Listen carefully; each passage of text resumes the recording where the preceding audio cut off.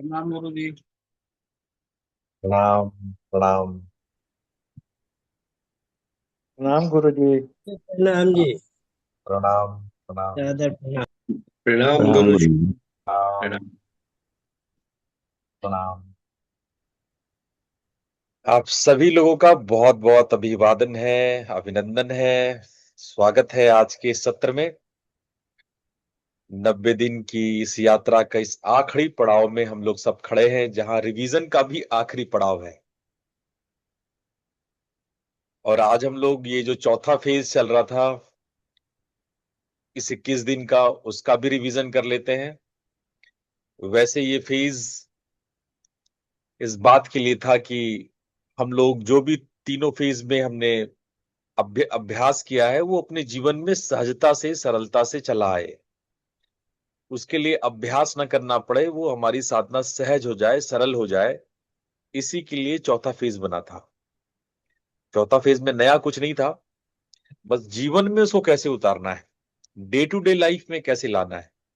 कोई ये ना कहे कि भाई मेरा जीवन गृहस्थ है, काम काज है, यहाँ वहां जाना है, आना है, तो हम साधना कैसे करें।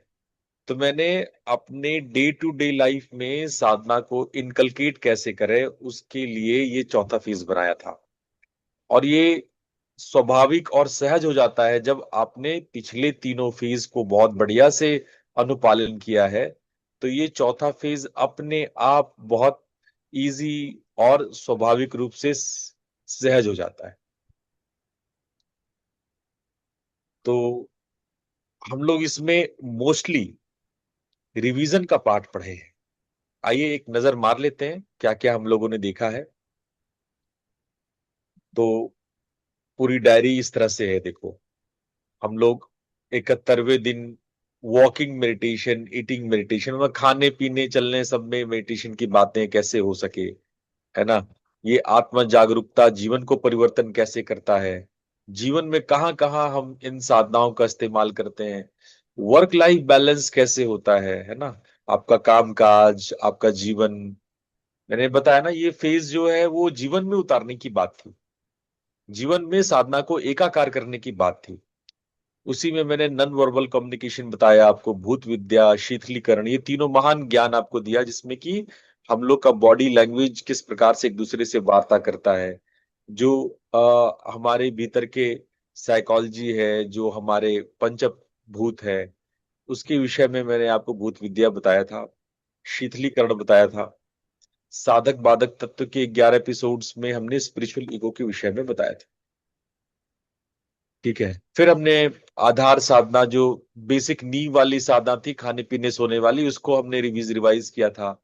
साक्षी भाव को रिवाइज किया था, साधना डायरी को रिवाइज किया था, अभ्यास वैरागी के बारे में, ऊर्जा के विषय में, ऊर्जा संरक्षण के विषय में, और उसके बाद रिपीटिशन चलता रहा। हम लोग 12th एपिसोड में, जो संडे एपिसोड था, उसमें हम लोग ऊर्जा संतुलन के बारे में बात किए थे, सिद्धियों के विषय में, समाधि के विषय में मंडे और ट्यूसडे में बात किए थे। उसके बाद तो नेक्स्ट 4 डेज से हम लोग का एक एक फेज का रिवीजन चल रहा है। तो ये एक ओवरऑल चार्ट है। अब आइए हम लोग 71वें दिन, जो हम लोगों ने शुरू किया था 8 जून से हम लोग ये चर्चा शुरू करते हैं कि 8 जून में हम लोग अपने जीवन में मेडिटेशन को हर कदम में, हर खाने की कौर में, सब जगह कैसे मेडिटेशन ला सकते हैं, उसको हम लोगों ने गहराई से अध्ययन किया था। इसी विषय में आप लोगों को मैंने किन्हिन के विषय में बताया था, गुरजीएफ के बारे में पढ़ाया था, है ना। और मैंने आप लोग को बताया था कि कैसे हम लोग मतलब धीमी गति अपनी रखें, वॉकिंग करें, और वॉकिंग करते वक्त कैसे अपनी इंद्रियों को सजग रखें, पैर को, बॉडी को, त्वचा को, गंध को, पांचों इंद्रियों को स्पर्श करें। माइंडफुल ईटिंग के विषय में हम लोगों ने चर्चा की थी, है ना। स्नान, रसोई, कहीं अगर हम जा रहे हैं, मान लो कहीं घूमने जा रहे हैं, ट्रेन पे जा रहे हैं, फ्लाइट में जा रहे हैं, तो इन सब में कहाँ कहाँ हम लोग मेडिटेशन कर सकते हैं, इन सब के बारे में विशेष रूप से आपको बताया था। कैसे छोटे छोटे माइक्रो पॉज लेने हैं, है ना। 5-6 माइक्रो पॉज लेना चाहिए हम लोगों को दिन भर में, इस विषय में हम लोगों ने चर्चा की थी। और ये भी बताया था कि चलना भी योग है। अगर आप चलते हैं, हर कदम को आप जाग के चलते हैं, तो वो एक योग है, जो किन्हिन परंपरा में, झेन में, जापान में ये किया जाता है। तो ये सारी बातें हमने 72वें दिन हमने आत्म जागरूकता और जीवन परिवर्तन के, कि हम लोग कैसे इंटरनलाइज हो सके, कैसे भीतर की तरफ देखें। मैंने आप लोग को आत्म जागरूकता का अर्थ बताया था कि जब आप सोचते हैं कि मैं सजग हूं, मैं सोच रहा हूं, तो ये सोच कौन देख रहा है, कौन सजग हो रहा है। हम विटनेसिंग के विषय में आप लोगों को अवेयरनेस, रिकॉग्निशन, चॉइस और चेंज, इस परिवर्तन के मार्ग के विषय में बताए थे। आप लोगों को हमने दृष्टा भाव के विशेष प्रैक्टिसेस कराए थे, और प्रतिक्रिया और पॉज के विषय में भी आप लोगों को मैंने बताया था। 73वें दिन में हम लोगों ने वर्क लाइफ बैलेंस के बारे में समझा था कि जीवन में कर्म योग को किस तरह से करें, जीवन के कर्मों को किस तरह से सजाए, कि आपका जीवन, वर्किंग लाइफ, आपका फैमिली लाइफ, आपका सोशल लाइफ, आपका स्पिरिचुअल लाइफ, ये सब एक दूसरे के जो है सहयोगी बन जाए। तो इस विषय में हम लोगों ने देखा कि असली समस्या क्या है, कि वर्क और लाइफ को हम लोग अलग अलग बॉक्सेस में रखते हैं, जबकि गीता कहता है कि योगा कर्मशु कौशलम, हर काम में कौशलता विद अवेयरनेस ही योग है। तो हमने इस चीज को गहराई में जाना था कि आपके हर टास्क में आपकी पूरी स्थिति, आपके रिजल्ट कामासक्ति नहीं होनी चाहिए, है ना। निष्काम होकर के कर्म करना चाहिए, रिजल्ट में अटैचमेंट नहीं होना चाहिए। गीता के एग्जांपल्स देकर हमने इस पे चर्चा किया था। और हमने आपको बताया था कि टाइम मैनेजमेंट नहीं, एनर्जी मैनेजमेंट सीखो आप। अगर आप एनर्जी मैनेजमेंट सीख लेते हो कि अपने, आपके पास एक निश्चित सीमा में एनर्जी है, उस एनर्जी को आप कहाँ कहाँ, कितनी, किन किन जगहों पे कैसे यूज कर रहे हो, उसको संतुलित करना है। Physical energy, emotional energy, mental energy और स्पिरिचुअल एनर्जी, ये चारों एनर्जी को हम कैसे कैसे, किस तरीके से हम खर्च करते हैं, उस पर विचार करना चाहिए। तो मैंने आपको वर्क से घर आते समय कैसे 5 मिनट का श्वास लेना चाहिए, आपकी पिता के रूप में क्या भूमिका है, पति के रूप में, पत्नी के रूप में क्या भूमिकाएं हैं, इसके रोल्स के प्रति अपनी सजगता को लाना है और कैरी ओवर को रुकना है। मैंने ना कहना बताया कि ये एक पवित्र बात है। मना करना सीखो, जरूरी नहीं कि हर चीज में आप हाँ करो। हर चीज को नहीं भी हो रहा, जबरदस्ती हो, कुंठित हो रहे, दमित हो रहे, तब भी हम हाँ बोले जा रहे हैं। जो कर सकते हो उतनी पांव पसारी है जितनी लांबी सौर। तो इस तरह से आप लोगों को हर रिक्वेस्ट को एक्सेप्ट करना लॉयल्टी नहीं होता है। अपनी बाउंड्रीज को जानो, और बाउंड्रीज अपने अपनों को भी बताओ, उससे आपकी सेल्फ रिस्पेक्ट बनी रहेगी। स्पष्ट रहो, है ना। हमेशा करुणापूर्ण होकर के नहीं बोला करो, है ना। नहीं बोलना सीखो। करुणापूर्ण होने का मतलब ये नहीं कि हमेशा हाँ बोलोगे, है ना। ये इंडियंस में बहुत बड़ी प्रॉब्लम है। ठीक है। तो आज का हर दिन का काम हम लोग इस तरह से करें, अच्छा, अगले दिन हमने बताया था बहुत इंपॉर्टेंट बात, नॉन वर्बल कम्युनिकेशन। उसमें हमने बताया था कि आप प्रकृति से कैसे बात कर सकते हो, प्राणियों से कैसे बात कर सकते हो, वृक्ष, हमने मौन की भाषा पे बहुत गंभीर चर्चा की थी। मैंने आप लोग को बताया था कि हम लोग कैसे 93% जो हम लोग की लैंग्वेज होती है वो अशाब्दिक यानी नॉन वर्बल होती है, जिसमें 55% बॉडी लैंग्वेज होती है, 30% हमारा टोन होता है। केवल 7% भाषा ही हम लोग वर्बली बोलते हैं, शब्दों में बोलते हैं। तो मैंने इस भाषा से परे भाषा, जो अशाब्दिक संवाद है, उस विषय में हम लोगों ने खूब चर्चा की थी। हमने बताया था कि आप जानवरों से संवाद कर सकते हो, आप नदी, पहाड़, अग्नि, वायु सबसे संवाद कर सकते हो। और कश्मीर शैव में इसके बारे में विस्तृत वर्णन है। इस दर्शन में, स्पंद कारिका में, हमारे त्रिक संप्रदाय में, हमारे श्रीकुल माहेश्वरी परंपरा में ये बहुत कॉमन है कि हम लोग स्पंद से चर्चा कर सकते हैं, हम लोग वाइब्रेशन से वार्ता कर सकते हैं, शब्दों की आवश्यकता नहीं है। मैंने आप लोग को वृक्ष संवाद की बहुत सारी वैज्ञानिक तथ्य भी बताए थे कि कैसे अलग अलग वैज्ञानिकों ने, हमारे जगदीश बोस ने कैसे प्रूफ किया था कि पौधा जो है वो प्रतिक्रिया देते हैं। अलग अलग अंग्रेज वैज्ञानिकों ने भी इसको प्रूफ किया था समय समय पर, जगदीश बोस के बाद, कि हाँ कैसे पौधों से संवाद संभव है। पशु पक्षी आपका ऑरा पढ़ते हैं, आपका एनर्जी लेवल पढ़ते हैं, आपके वाइब्रेशन, आपके डर को देखते हैं, आपके प्रेम को देखते हैं, आपके करुणा को देखते हैं, आपके भाव संप्रेषण को देखते हैं। ये सब चीज जानवर लोग ज्यादा कैच करते हैं, इस भाषा में जानवर ज्यादा समझते हैं। तो हमने इस विषय में भी बात की थी कि ह्यूमन टू ह्यूमन में भी जो संवाद होता है वो 93% नॉन वर्बल होता है। आपके आई कांटेक्ट, आपका बॉडी लैंग्वेज, आपका पोस्चर, आपका टच, आपका साइलेंस, ये सब बहुत इंपॉर्टेंट संवाद होता है ना। तो ये अगर आप खुद अपने शरीर के को भी सुनना शुरू कर दो एक बार के लिए, तो आपको लगेगा कि शरीर आपका खुद से बहुत कुछ बोलता है, आप खुद से संवाद कर सकते हो।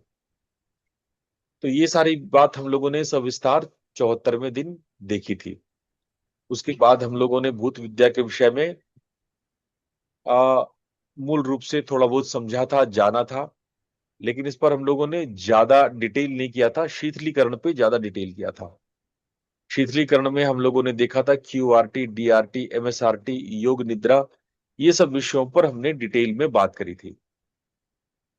हमने देखा था कि QRT के quick relaxation technique, deep relaxation technique, mind sound resonance technique, ये सब क्या क्या टेक्निक है। योग निद्रा के विषय में हम लोगों ने खूब बातें की थी।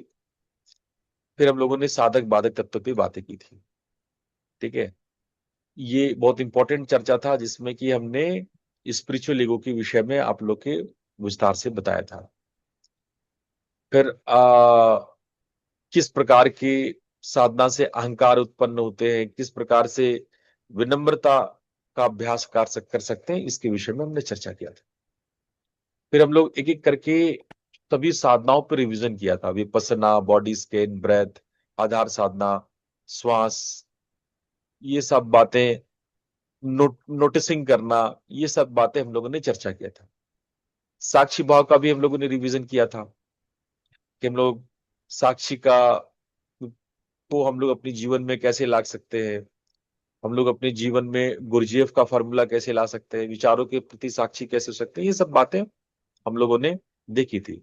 साधना डायरी क्यों बनाना चाहिए, मैंने साधना डायरी के विषय में बहुत डिटेल में आप लोग को बताया था कि डायरी क्यों लिखना चाहिए। डायरी लिखने से क्लैरिटी आती है, एक पैटर्न दिखता है, प्रोग्रेस दिखता है, अकाउंटेबिलिटी दिखती है। क्लैरिटी, पैटर्न, प्रोग्रेस और अकाउंटेबिलिटी, ये 4 पार्ट से डायरी बनता है। तो ये डायरी में क्या लिखें, ये सब भी मैंने आप लोगों को बताया था, है ना। और उसको कैसे हम मंथली रीचेक करते हैं, है ना। और हम तो कहें कि मेरे को भेज दो आप, मैं आपके डायरी को देखूंगा, सुनूंगा और हर बात का हम रिप्लाई करेंगे, रिमार्क करेंगे। फिर हमने अभ्यास और वैराग्य के विषय में बताया था आप लोगों को। ऊर्जा व्यापार के संबंध में हमने बहुत सारी बातें की थी कि क्या क्या प्रकार के ऊर्जा, यज्ञ के विषय में हमने बात की थी, है ना। यज्ञ के विषय में, यज्ञ विज्ञान के विषय में डिटेल में आप लोग को बताया था कि यज्ञ क्या होता है, यज्ञ क्यों करना चाहिए, है ना। और आप लोग को अग्निहोत्र का एक शॉर्ट फॉर्मूला भी बताया था। ऊर्जा का संरक्षण आप लोग को हमने बताया था कि कैसे हम लोग कर सकते हैं। ऊर्जा संतुलन के विषय में हम लोगों का संडे में चर्चा हुआ था। सिद्धियों के विषय में बात हुई थी। हमने आपको सिद्धियों की 2-3 एक्स्ट्रा क्लास भी ली थी। पैरासाइकोलॉजी क्या होता है, पैरानॉर्मल एक्टिविटीज क्या होता है, साइकी फंक्शन क्या होता है ना, सिद्धियां क्या होती है। चूंकि ये मेरा प्रोफेशनल विषय रहा है, एज अ प्रोफेसर मैंने इस विषय को बहुत डिटेल में पढ़ाया है, तो मैंने आप लोग को साई फंक्शन के बारे में, ब्रेन एनोमलीज के विषय में बहुत डिटेल में आपको ये सारी बातें आप लोग को मैंने बताई थी। और हमारे योग में, हमारे तंत्र में ये सिद्धियां, ये सब बातें, टेलीपैथी, क्लेयरेंस, प्रिकॉग्निशन, साइकोकिनेसिस, ये सब सारी बातें हम लोग चर्चा किए थे। हम लोग समाधि के विषय में भी डिटेल में बात किए थे कि समाधि क्या है ना, संप्रज्ञात असंप्रज्ञात समाधि, सबीज निर्बीज समाधि, सविकल्प निर्विकल्प समाधि, इन सब के बारे में हम लोग बताया था। यही नहीं, हम लोगों ने उसके बाद रिवीजन करना शुरू कर दिया था इस सप्ताह से। इस सप्ताह हम लोगों ने फेज 1 का रिवीजन किया, है ना। फेज 1 के रिवीजन में हमने क्या सीखा कि हम लोगों को स्थायी एक नींव तैयार करना है, ठीक है ना। नींव तैयार करने की बातें हमने बताई। फेज 2 में हम लोगों ने आ, देखा कि कैसे मौलिक साधना, बेस साधना, नाद की, मंत्र की, ये सब की साधना हम लोगों ने इस चीज को देखा।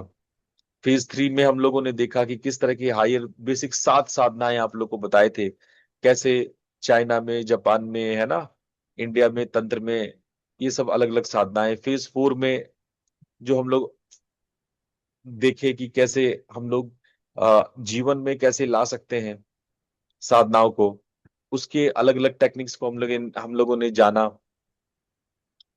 और कल का दिन होगा समापन और उपसंहार का। कल के दिन में आप लोगों को तैयारी करके अपनी अपनी बातें बोलनी है। और हम उम्मीद करते हैं कि सभी लोग अपनी बातें अ, अच्छे से रख पाएंगे। मैं चाहता हूं कि आप लोग अपने कोई प्रश्न है तो आज पूछें, क्योंकि 90 दिन का सत्र ये पूरा हो रहा है। आज मैं चाहता हूं कि प्रश्नोत्तरी हो और आप प्रश्न पूछें। कोई ऐसा विषय, ऐसी बात जो आपसे छूट गया हो, रह गया हो, तो आप पूछ सकते हैं। मैं साधना को कुछ समय के लिए, मैं बिजी हूं, लेकिन मैं फिर दिसंबर में आप लोग के सामने आऊंगा। अभी मैं एक सप्ताह का गैप लूंगा। शायद मैं 3 तारीख में आप लोग के सामने आऊं, अनाउंसमेंट में आ जाएगा आपके। और उसके बाद मैं दिसंबर में कुछ क्लासेस प्रैक्टिकल योग निद्रा के, प्राण निद्रा के मैं लूं। उसके बाद गुरु पूर्णिमा है। गुरु पूर्णिमा के बाद जो है, मैं आप लोग को त्रैमासिक या चतुर्मासिक एक लंबी साधना का योजना में बना रहा हूं। मैं आप लोग को उस विषय में सूचित कर दूंगा। लेकिन इस 90 दिन के एक लंबे प्रयोग के बाद आपके मन में यदि कोई प्रश्न उठता है तो आप पूछ सकते हैं कोई भी ऐसा प्रश्न, क्योंकि कल मैं सामने आप लोग के नहीं आऊंगा, क्योंकि आप लोग को अपनी अपनी बातें कहनी है। तो कल मैं दर्शक दीर्घा में छुपा रहूंगा। आज आप लोग को कोई प्रश्न करना है, कुछ पूछना है, किसी का चूक गया हो, रह गया हो, कोई बात पूरी नहीं हो पाई हो, कोई क्वेश्चन पूछा हो, उसका जवाब न मिला हो, मैंने न सुना हो, मैंने न देखा हो, कोई चूक रह गई हो, तो उसे पूरी करें। कोई भी प्रश्न आप लोग पूछ सकते हैं। हाँ इंदु जी पूछें।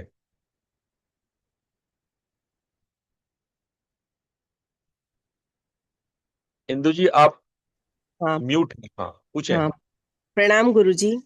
ना। जैसे कि मैं है ना, जैसे सोचती रहती हूँ हमेशा, जैसे अपने दिमाग के अंदर ना बहुत ज्यादा ऐसे कचरा भरा हुआ है, किसी के लिए थॉट्स बुरी आती है, कुछ घर में इंसिडेंट हो जाता है या समाज में कुछ भी हो जाता है। तो बस ऐसे लगता है अपने बॉडी को और अपने माइंड को क्लीन कैसे करें। जब भी ऐसी थॉट्स आती है तो हमें पता तो चलता है कि ये थॉट गलत है हमारे अंदर, है ना, और उसके ऊपर वर्क करना भी चाहते हैं, लेकिन कर नहीं पाते हैं उसके ऊपर काम। और वो बार बार दिमाग में आती रहती है और फिर वो डिस्टर्ब होते हैं मेंटली हम लोग। बहुत अच्छा प्रश्न है इंदु जी, क्योंकि ये बहुत व्यवहारिक और स्वाभाविक प्रश्न है, और केवल आपको नहीं, हम सब जितने लोग यहाँ बैठे हैं सबके जीवन में ये प्रश्न निश्चित रूप से आता होगा।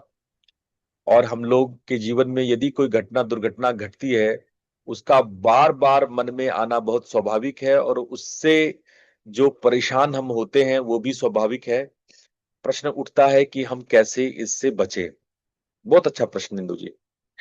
देखिए, सबसे पहली बात है कि यदि कोई घटना दुर्घटना घटी, उसको तो हम रोक नहीं सकते।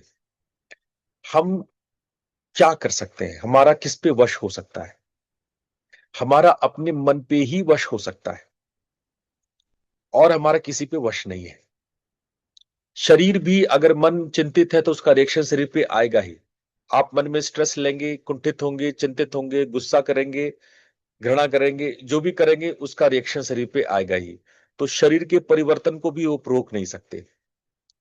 वास्तव में दुनिया में किसी चीज पर हमारा कंट्रोल नहीं है। हम सोचते हैं कि हमारा अमुक अमुक पर कंट्रोल है, लेकिन हमारा कंट्रोल किसी पे नहीं होता। वास्तविकता यही है, स्वयं के शरीर पे भी नहीं होता। अगर होता है किसी पे कंट्रोल, तो होता है हमारा मन। तो कैसे उसको कंट्रोल करें? मन ही सबसे मुश्किल लगता है। कंट्रोल भी वही हो सकता है, और मुश्किल भी सबसे ज्यादा वही लगता है।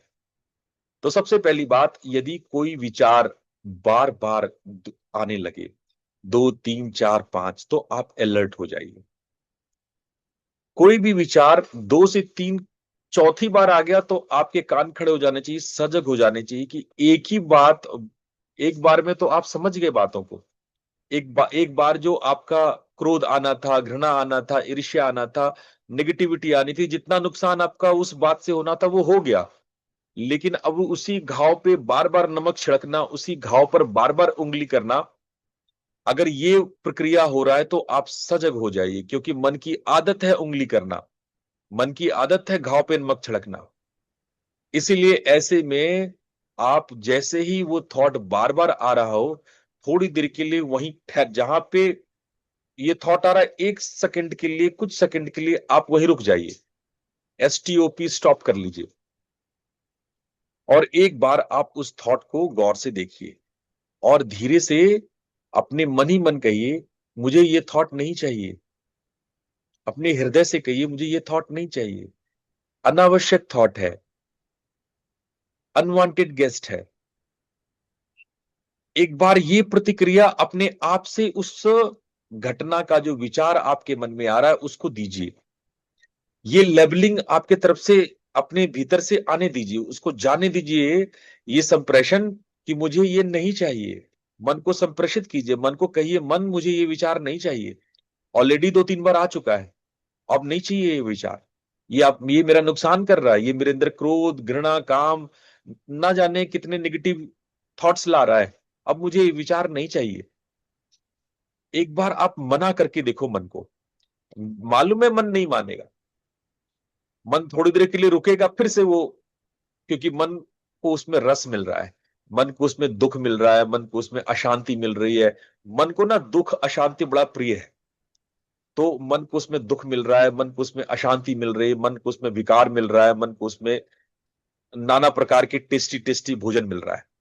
तो क्या होता है, मन बार बार वहां जाएगा। आप एक प्रयास करना शुरू करो कि मन को कहना शुरू करो कि ठहर जाओ मन, मुझे नहीं चाहिए ये, मुझे ऐसे अनवांटेड गेस्ट, अनवांटेड थॉट्स नहीं चाहिए। एक बार आप उसको लेबलिंग करो और मना करना शुरू करो, और थोड़ी देर के लिए जहां जो काम में रुक कर रहे हो वहां कुछ सांस ठहर जाओ, कुछ सांसें रुक जाओ, 4 5 सांसों तक रुक जाओ वहीं पे। जो भी काम कर रहे हो थोड़ा रुक जाओ। आप 3 4 दफे ऐसा दोहरा दोगे, मन मान जाएगा आपका। आप करके देखना, 4 5 बार आप उसको दोहरा दो कि मन मुझे ये विचार नहीं चाहिए, बस मन अब मुझे नहीं चाहिए, मुझे उसमें कोई रस नहीं है, कोई आनंद नहीं है, सिवाय मैं पीड़ित के, दुखी, और मुझे संक्रमण हो रहा है, मुझे रोग हो रहा है, क्रोध का रोग हो रहा है, हमें ईर्ष्या का रोग हो रहा है, घृणा का रोग, नेगेटिविटी का रोग, मुझे ये रोग नहीं चाहिए। आप सीधे उसको मना कर दो। मन आपका दास है, और होना भी चाहिए। दुर्भाग्य से हमने उसको अपने सर पे बैठा लिया है। तो जब आप एक बार मना करने की आदत डाल देंगे, जो मन कहता है, जो मन करता है, जो कहता है, उसको न सुनने की आदत धीरे धीरे आप डालना शुरू करेंगे, तो मन को भी वो बात समझ में आ जाएगी कि अब मेरा मालिक सजग हो गया है, अब मेरे मालिक को ये बात नहीं सुननी है। तो ये अभ्यास करें, एक बार धीरे से उसको बोलना। खासकर आप खाली होकर के जब मन शांत बैठते हैं, तो उस वक्त मन के विचारों को दृष्टा की भाव की तरह देखें, लेबलिंग करें कि ये बुरे थॉट्स थे, मन तुम्हें ऐसे थॉट्स नहीं सोचने चाहिए। जैसे हम एक छोटे से बच्चे को, जैसे आप देवता को सिखाते हैं, आप उसी तरह से मन को सिखाइए। आप बोलिए छोटे बच्चे की तरह उसको कि ए मन, ये नहीं करना, ये गंदी बात होती है, ये बार बार मत लाओ, इससे हम पीड़ित होते हैं, इससे हम रोगी होते हैं, इससे मुझे तकलीफ होती है, इससे मन कुंठित होता है। अगर आप ये बात मन को बार बार संप्रेषित करोगे, आप देखना, जैसे एक आपका वफादार पेट होता है, आपका वफादार डॉग होता है, मन वैसे ही आपकी बात सुनता है। मन वैसे ही थोड़ा सा उद्दंड है, थोड़ा सा वो अनकंट्रोल्ड है, लेकिन आप बार बार प्रयास करेंगे तो धीरे धीरे वो आपकी बात मानने लगेगा। बात आ रही समझ में सबको? हाँ बिल्कुल गुरुजी, बहुत ही अच्छी तरह से समझ में आ रही है। और जो आपने ये बताया ना कि कोई भी इंसिडेंट होता है, हमें उसे है ना जो दृष्टा भाव से देखता है, भोक्ता भाव से नहीं देखता है, तो वो थॉट्स अंदर आती भी है कि नहीं भाई ये हो रहा है, और ये भी लगता है भाई ये चला जाएगा, यानी परिवर्तनशील है ना दुनिया, और ये भी थोड़े टाइम में जाने वाला है। ये सारी थॉट्स तो अंदर आती है, लेकिन फिर भी कहीं न कहीं ये लगता है कि ये क्यों हो रहा है, कैसे हो रहा है।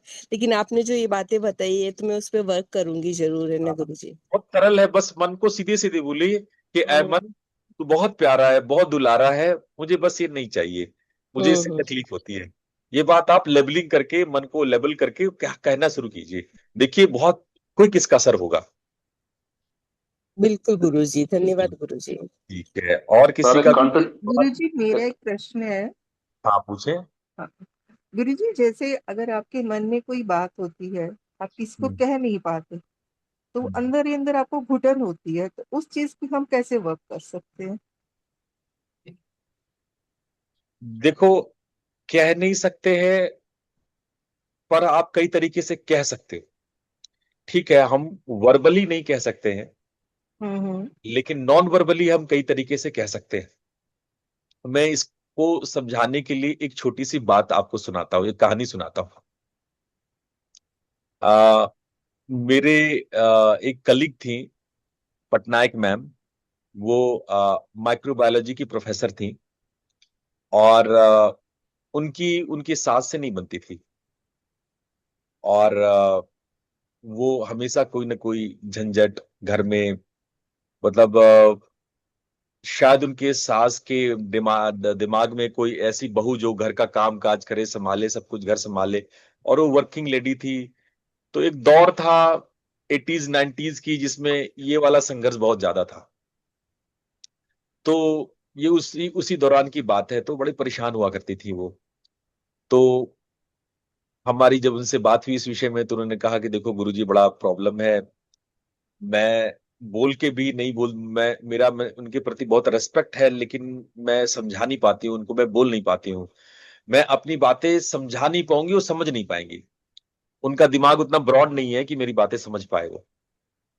तो हमने कहा ठीक है, आप मौखिक नहीं बोल सकते हैं, लेकिन आप नॉन वर्बल अशाब्दिक संवाद तो कर ही सकते हैं।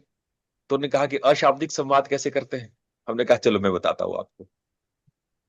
तो मैंने कहा कि आप कुछ नहीं कीजिए, आप एक जगह बैठ करके उस पर्सन को, अपनी सासू माँ को विजुलाइज कीजिए, एकदम जितना अच्छे से विजुलाइज कर सकते हैं, और उनको खूब प्यार से अपनी बातें कहिए।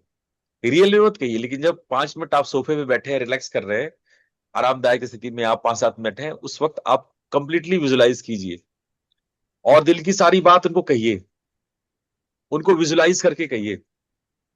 और लेकिन ये बात बहुत पोलाइट होनी चाहिए, बहुत विनम्र होनी चाहिए, और प्रेमपूर्ण होनी चाहिए, क्योंकि प्रेम की भाषा जल्दी एक दूसरे में जाता है, करुणा की भाषा जल्दी स्थानांतरित होती है। तो मैंने कहा प्रेम से आप बताइए उनको, और अपने खूब सारे प्रेम को प्रदर्शित कीजिए, खूब ऐसा लगे कि अपने पूरा हृदय उनके सामने हम रख रहे हैं, पूरा प्रेम हम संवहित कर रहे हैं, संप्रेषित कर रहे हैं, प्रोजेक्ट कर रहे हैं, बह रहा है मेरा प्रेम। और उस प्रेम भाव से अपनी बात को कहिए। तो कहेगी इससे क्या होगा, वो रियल में तो कहेंगे नहीं, वो तो हम केवल अपने ही मन मन में कहेंगे। मैंने कहा आप करके देखो, आपको मन की ताकत का पता नहीं है, मन बहुत शक्तिशाली है। आप एक बार कल्पना करो और उस कल्पना में आप ये बात कह के देखो उनको।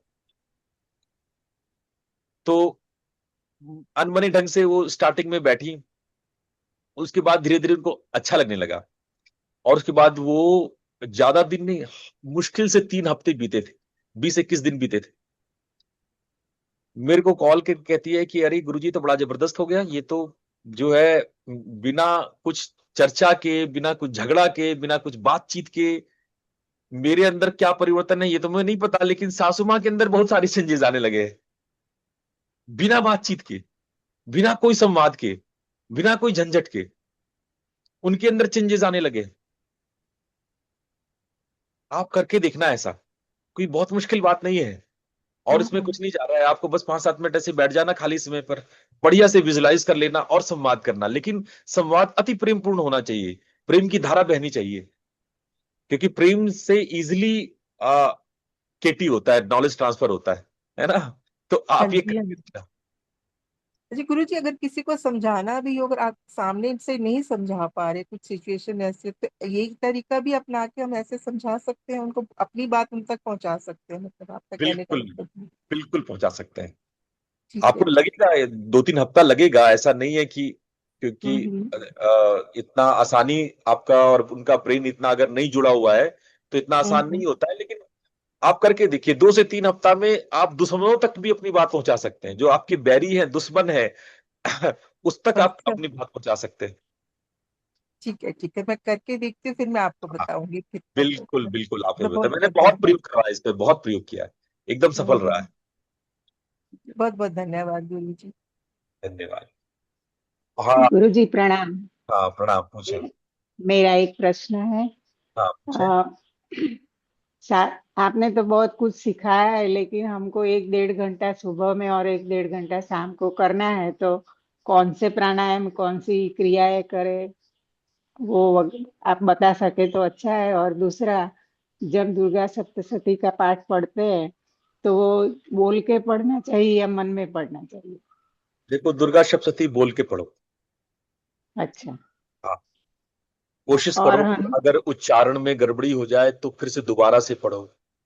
कोई या नुकसान नहीं है, ऐसा मत सोचो कि माँ त्रिशूल लेके आपके माथे में बैठी है, आप गलत पढ़ोगे तो गड़ा देंगे, ऐसा हाँ ऐसा नहीं है। जी, गलत हो गया, माँ से क्षमा मांगे। माँ, मैं अज्ञानी हूँ, मैं कोई विद्वान नहीं हूँ, हमसे गलतियां हो सकती है। हाँ कोशिश करो, बार बार कोशिश करो और उसको उच्चारण के साथ पढ़ो। जीभ का हिलना हाँ जरूरी है। ये मंत्र ऐसा है जिसमें जीभ हिलना चाहिए, जिह्वा में मूवमेंट्स होने चाहिए, आवाज हाँ निकलनी चाहिए। इसको मन में मत पढ़ो। ये मानस बराबर। जाप नहीं है दुर्गा सप्तशती, ये हाँ वाचिक है, इसको बोल के पढ़ना चाहिए। ठीक है। जी अच्छा, अब जी। रही बात आपके दूसरे प्रश्न की कि आप सुबह शाम क्या करो। तो सुबह शाम जैसे आप वॉकिंग मेडिटेशन, आप कुछ नहीं तो कम से कम सुबह अगर आप संभव है तो आपको मैंने वॉकिंग का मेडिटेशन बताया था, है ना, ये आप कर हाँ सकते हो। एक ऐसा रूटीन बनाओ जिसमें वॉकिंग मेडिटेशन, जर्नलिंग मतलब डायरी लिखना, उसके बाद आंख बंद करके सांसों पर ध्यान देना, 5-5-5 ऐसे आप डिवाइड, आप देखोगे ये जो हमने 90 दिन में बनाया था, उसके बाद आप जो है थोड़ा कपालभाति, जैसे अभी गर्मी का दिन है तो भस्त्रिका करने की जरूरत नहीं है, थोड़ा सा कपालभाति किया, 5 मिनट अनुलोम विलोम किया, 5 मिनट उज्जयी प्राणायाम किया, ऐसे गुरु 20 जी, मिनट आप प्राणायाम कर लो। हाँ। मेरे में इतनी सारी गर्मी है कि मैं कुछ कर ही नहीं सकती। बहुत गर्मी है मेरे शरीर में, मैं कितना सारा करती हूँ, दवाई करती हूँ, लेकिन वो उसमें कोई फर्क ही नहीं आता। अब आप करो शीतली प्राणायाम, कपालभाति मत करना, अनुलोम विलोम भी नहीं हाँ, करना। वो रोज शीतली करती हूँ। शीतली प्राणायाम करो, हाँ शीतकारी प्राणायाम करो और चंद्र भेदी हाँ प्राणायाम करो। ये 3-3 प्राणायाम हाँ करो और 10-10 मिनट का करो। हाँ ठीक है। जी। शाम में सौंफ डाल दो पानी में, सुबह उसको पी जाओ, सौंफ हाँ का पानी पी जाओ, है ना। खाना खाने हाँ के बाद सौंफ और मिश्री, ये जो धागे वाली मिश्री होती है वो ले, हाँ है ना, हाँ उसको थोड़ा खाने के बाद उसको लिया करो। सौंफ एकदम आदत बना लो कि सौंफ सुबह शाम सौंफ का पानी पीना है बराबर। ना। ये आपको करना। ठीक है। हाँ और शीतली, शीतकारी और चंद्रभेदी, ये तीनों भी मैंने सिखाया आपको। ये हाँ सुबह और शाम प्रैक्टिस करो। हाँ शाम में टहलो तो हरे घास पे नंगे पांव, है ना, पैर खोल करके घास पे, अगर ऐसा आपको वहां पे संयोग मिलता है, ऐसा व्यवस्था मिलता है, तो आप नंगे पांव चलने की कोशिश करो। अगर ना व्यवस्था हो तो घर में हरी हरी चीजों का, हरे हरे चीजों का फोटो या और कलरिंग, हरे ड्रेसेस, हरे पर्दे, ऐसा संभावना हो तो ग्रीन कलर का ज्यादा घर में होना चाहिए। ठीक है। हाँ ये करके हाँ आप देखो, उसके बाद मेरे को बताओ क्या परिवर्तन हुआ। ठीक है। हाँ। और दूसरी बात वो पूछनी थी कि हम सुबह में ओमकार की माला करते हैं, वो सब स्तुतियां करते हैं, तो इनमें हमको क्या करना चाहिए? क्योंकि हमारे पास समय इतना सारा नहीं होता, 1-1.5 घंटे से, तो इतने में आ जाए ऐसा क्या करना चाहिए? क्योंकि देखो, बहुत सारी अगर चीजें आप हैं। अग्निहोत्र कर लो तो इससे अच्छा हाँ। कुछ नहीं है।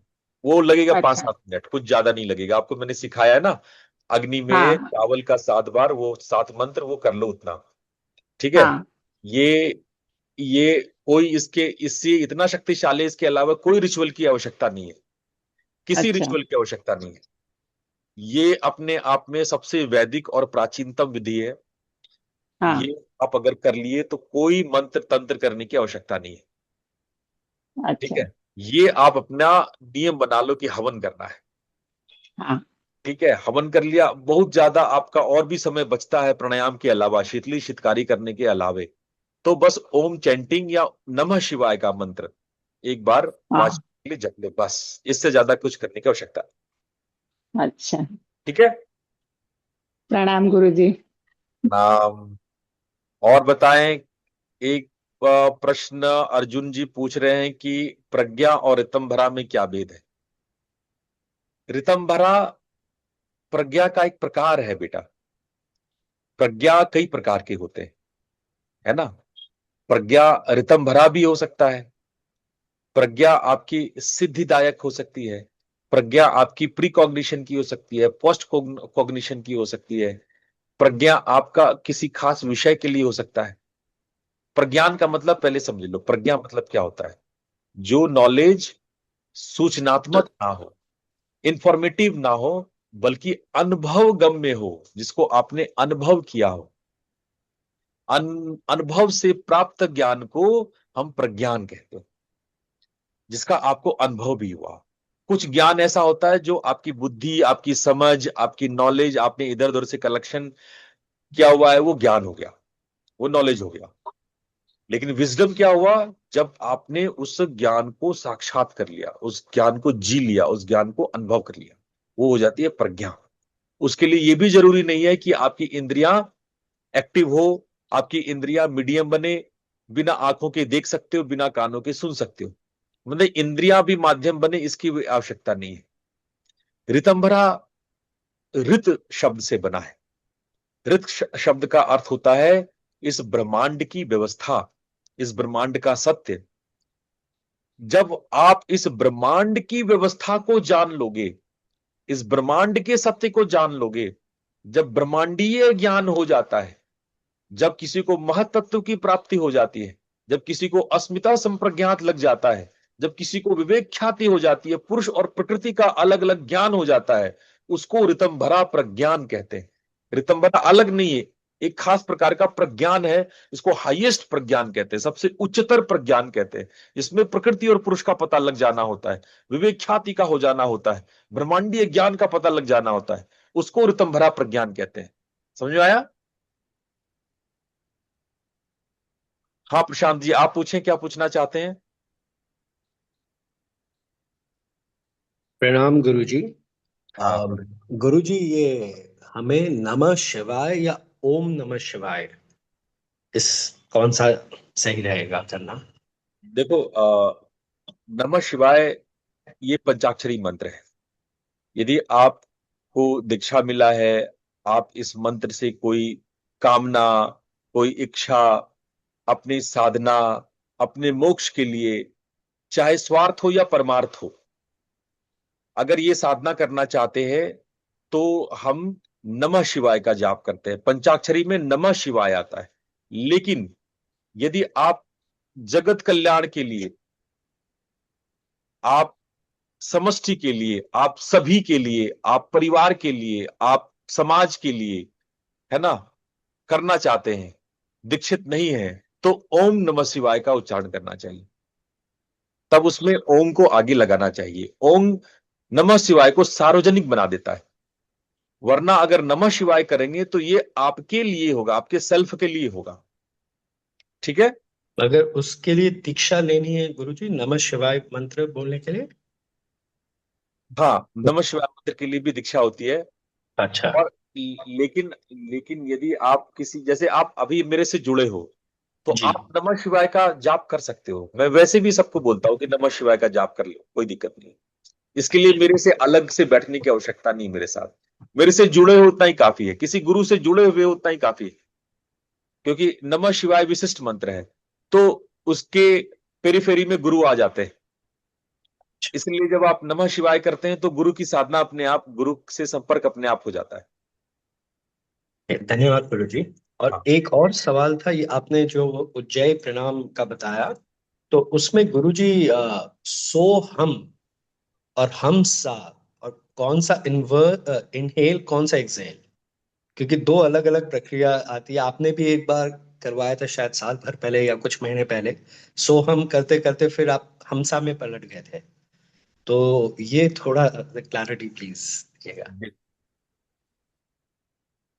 सो मतलब जब आप श्वास लेते हैं और इसमें ऊर्जा नीचे से ऊपर जाती है, सो में, ये एकदम ये लाइन याद रखो, सो में सांस लेना है और ऊर्जा ऊपर की ओर जाना है। हम में सांस छोड़ना है और ऊर्जा नीचे की ओर उतरना है। अब चाहे तुम हमको पहले बोलो, सो को पहले बोलो, कोई फर्क नहीं पड़ता है। तुम सो हम बोलो, हम सो बोलो, कोई बात नहीं है, मंत्र एक ही है। उसके जो प्रैक्टिस है वो एक ही है, मंत्र अलग अलग है, लेकिन उसकी प्रैक्टिस वही है। सो में आप श्वास लोगे ही लोगे, सो में सांस, प्राण ऊपर ही उठेगा।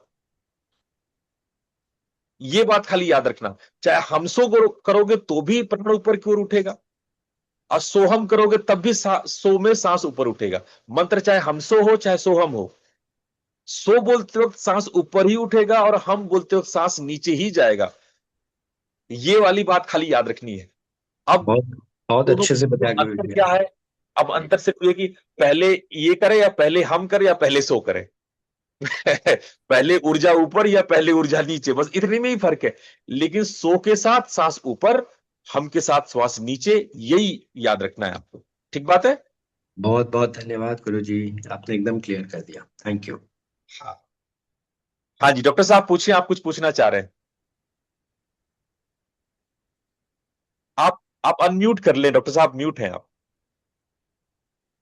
हाँ जी, मेरा ख्याल है मेरे प्रश्न का जो परेशानी है वो 90% लोगों का होगा। जैसे कि अब घर में तो कुछ ना कुछ वाद विवाद हो ही जाता है, गुस्सा आ जाता है तो कुछ ना कुछ बोल भी देते हैं। तो मैं उसके बाद में काफी एनर्जी ड्रेन्ड, जैसे एनर्जी ड्रेन हो जाती है ऐसे महसूस करता हूँ। और खासकर मिसेज अब कहते हैं कि भी आप जब से मेडिटेशन करते हैं, माला फेरते हैं, तब से आपको ज्यादा गुस्सा आने लगा है। तो ये समस्या हो। नहीं, ऐसा नहीं है। माला से ज्यादा कम नहीं है। हाँ, ये है कि अगर आप अध्यात्म से जुड़ते हैं तो आपके अंदर स्पष्टता आती है, क्लैरिटी आती है, सही और गलत आपको स्पष्ट दिखाई पड़ता है। कई बार जब हम अपने प्रति अवेयर नहीं होते हैं, हम बेहोशी में जी रहे होते हैं, अनअवेयरनेस में जी रहे होते हैं, तो हम बड़े अस्पष्ट होते हैं। हमें किसी भी चीज की क्लैरिटी नहीं होती है, क्या सही है क्या गलत है, क्या उचित है क्या अनुचित है, आप इसका भेद नहीं कर पाते।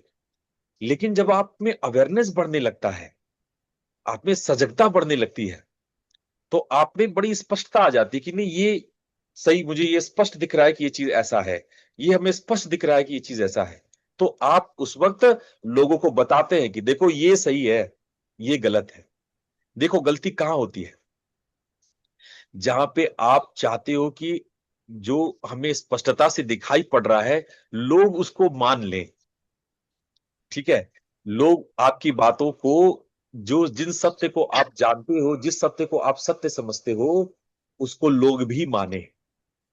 और जब ऐसा नहीं होता है तो आप नाराज होते हो, क्योंकि आपको स्पष्टता दिख रही है, आप स्पष्ट है चीजों में, आप क्लियर हैं, आपका चेतना साफ होता जा रहा है, आप हर रोज ध्यान साधना कर रहे हैं, आप चेतना आपकी साफ होती जा रही है, आप बड़े स्पष्ट होते जा रहे हैं कि नहीं यही सही यही गलत।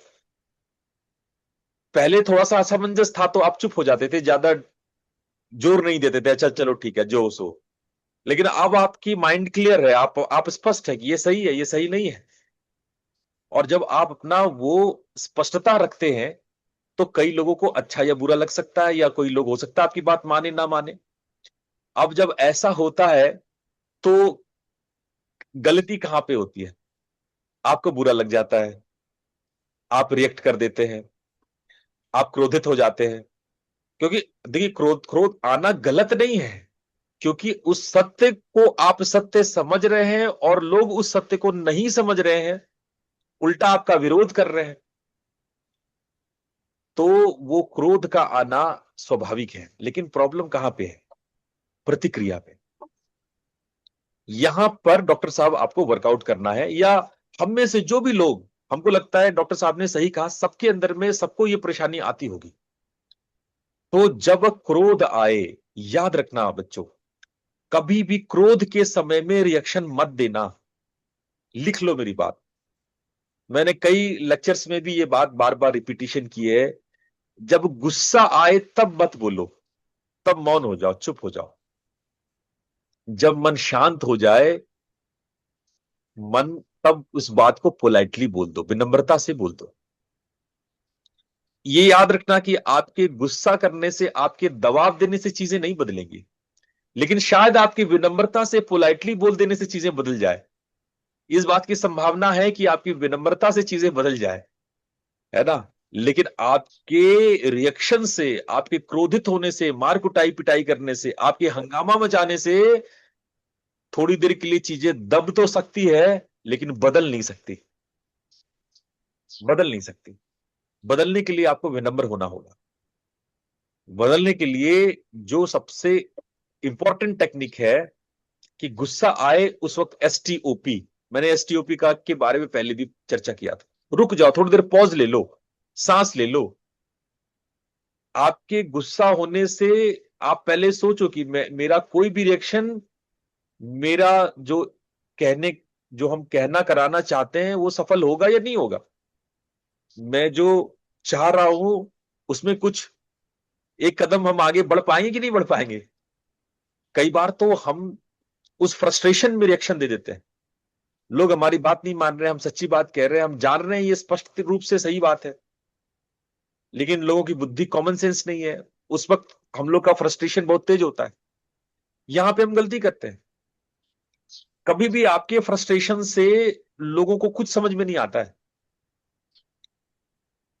जब भी कभी ऐसा सिचुएशन आए, आप क्रोधित हो, मेरी बात याद रखो, मैं आपके अंदर बीज डाल रहा हूं, मौन हो जाओ, चुप हो जाओ, वहां से उठ के चले जाओ। जब मामला शांत हो जाए, आपका मन शांत हो जाए, मन प्रेम प्यार से भर जाए, तब पोलाइटली इसी बात को लॉजिक के साथ कह देना, देखना तब असर हो जाएगा। और यही सही तरीका है, और यही हम अपने सत्संग में भी आप लोग को सुनाते बताते हैं। इमोशनल इंटेलिजेंस का सेशन था जब सेकंड फेज में, तो मैंने इस बात को दो दो सेशन में पूरा पूरा बताया था। दो दो सेशन इमोशनल इंटेलिजेंस पे और रिएक्शन एंड रिस्पॉन्स पर भी मैंने सेशन पूरा अलग अलग दो सेशन लिया था, इसी बात को कहने के लिए।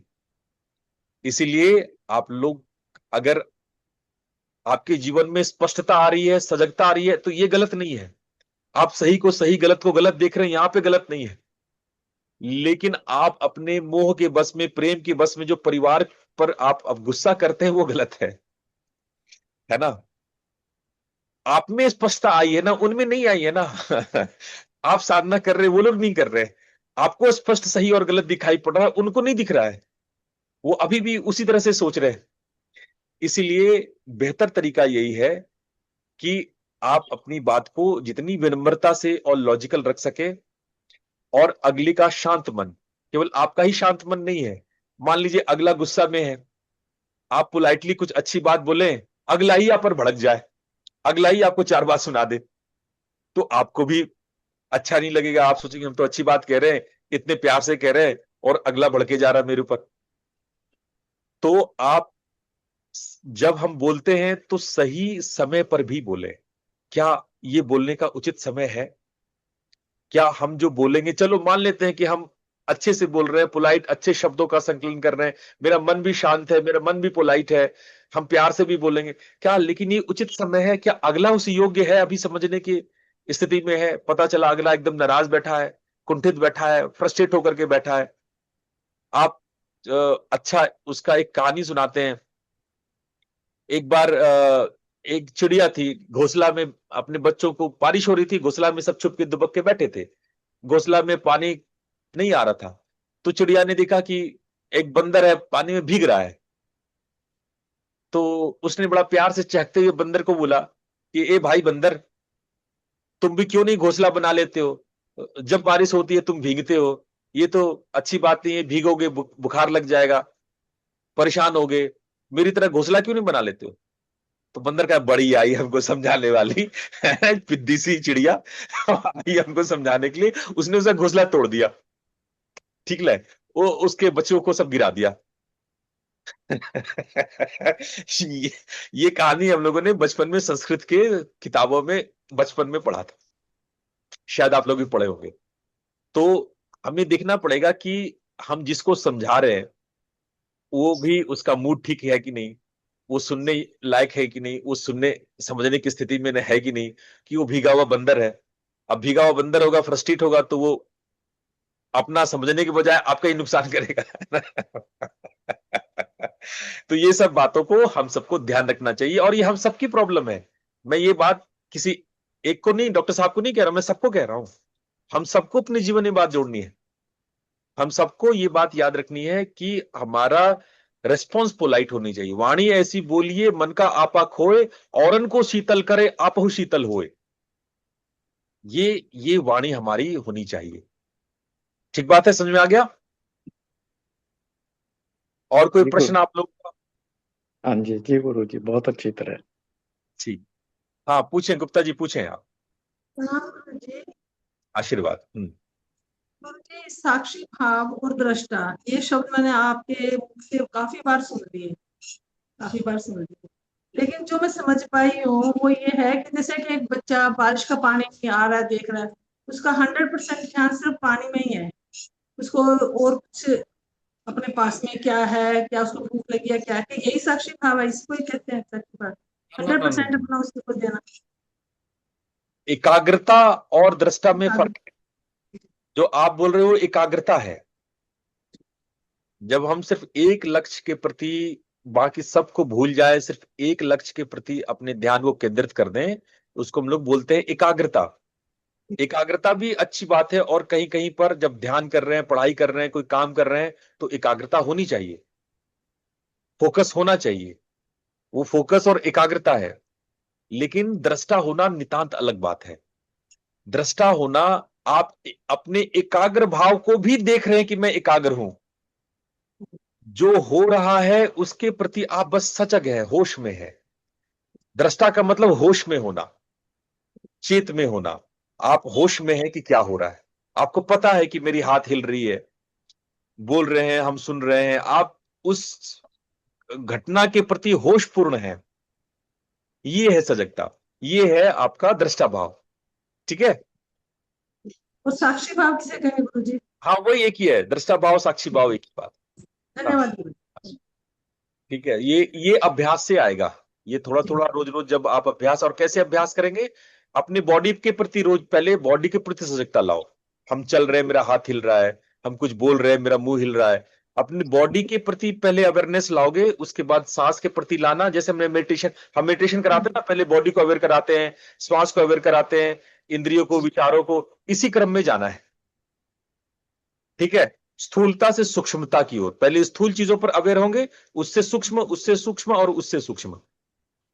तो धीरे धीरे हमारी अवेयरनेस, हमारी दृष्टा भाव, हमारे साक्षी भाव बढ़ते जाएंगे। ठीक है।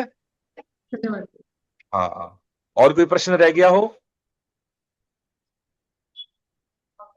एक चैट में एक सर प्रश्न है, उसको मैं देख लूं। वॉकिंग मेडिटेशन कैसे करें? वॉकिंग मेडिटेशन करना भी बहुत सरल है। बस आपको होश में होना है कि अब मेरा दायां पैर उठ रहा है, अब मेरा बायां पैर उठ रहा है। आपकी जो इंद्रियां हैं, आप हवा को महसूस कर रहे हैं, आप गंध को महसूस कर रहे हैं, आप स्पर्श को महसूस कर रहे हैं, जो कुछ हो रहा है। क्योंकि आप जो वॉकिंग कर रहे हैं तो एक ही साथ कई घटनाएं घट रही हैं। आप चिड़ियों की चहचहाहट भी सुन रही हैं, फूलों का गंध भी ले रही हैं, पैर भी हिल रहे हैं।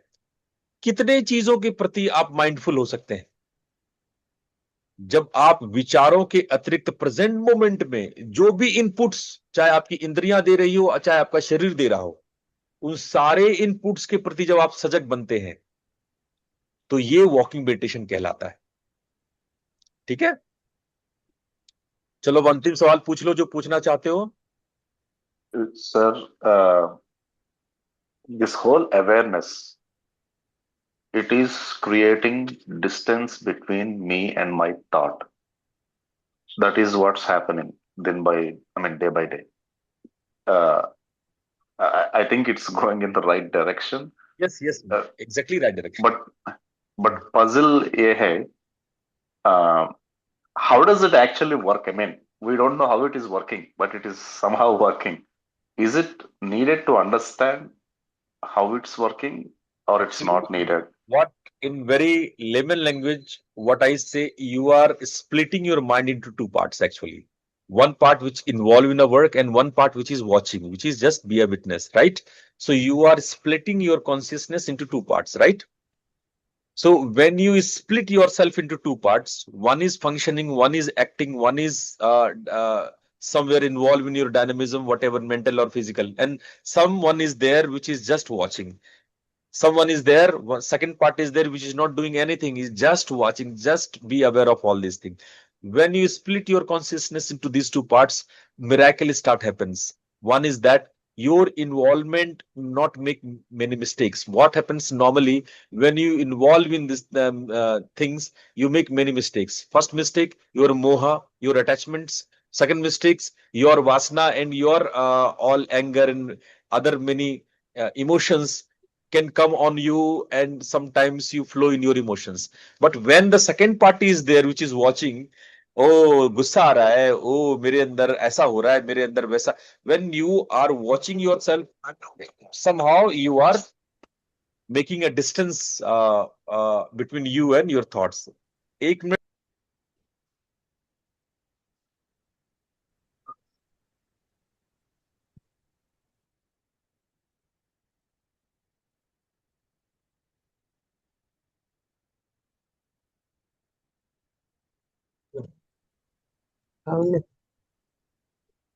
सर आप है?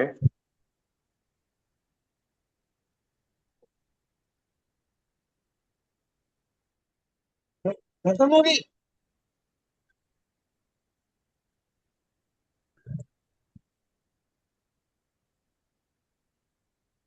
गुरुजी आप है?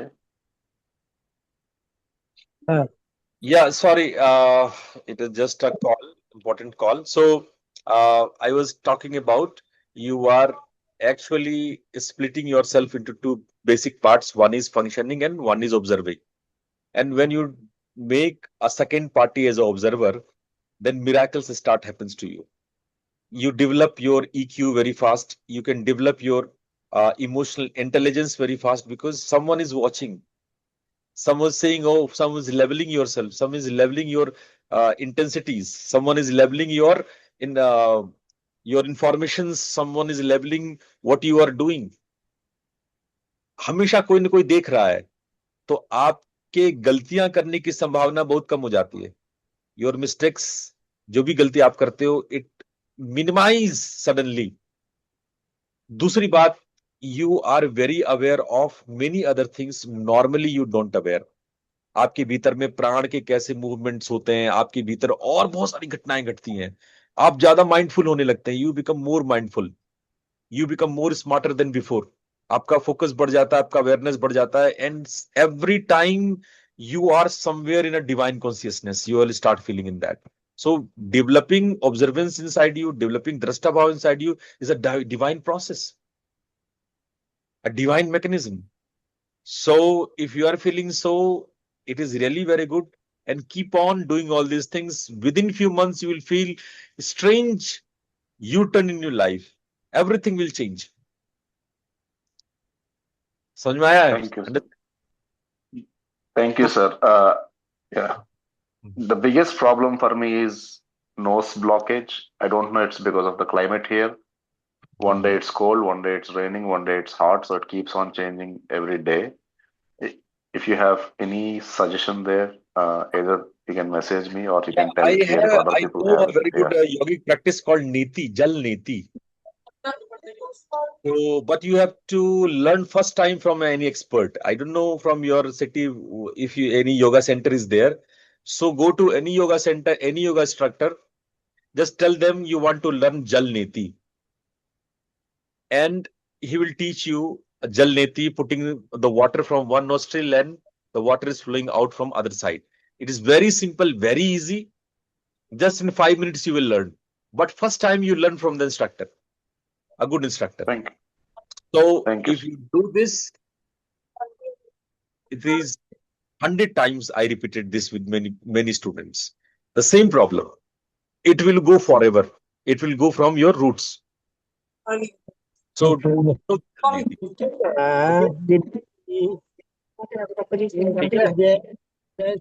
आज इतना ही हम लोग रहते हैं। हम लोग फिर समय आने पर मैं आप लोग को सूचित करता रहूंगा कि मैं कब क्लास लूंगा, कब मिलूंगा। आप अंदाजन 2 या 3 जुलाई में मैं क्लास लूंगा। कोई मेडिटेशन क्लास अनाउंस करूंगा। आप लोग अनाउंसमेंट्स देखते रहना, और कल का सेशन आप लोग जरूर अटेंड करना। कल आप लोगों की बारी है। कल मैं आप लोग की बात सुनूंगा। कल मैं दर्शक दीर्घा होकर के आप लोग की बात सुनूंगा। तो कल आप लोग सब लोग जरूर आना। 2 मिनट के लिए अपनी बात जरूर रखना।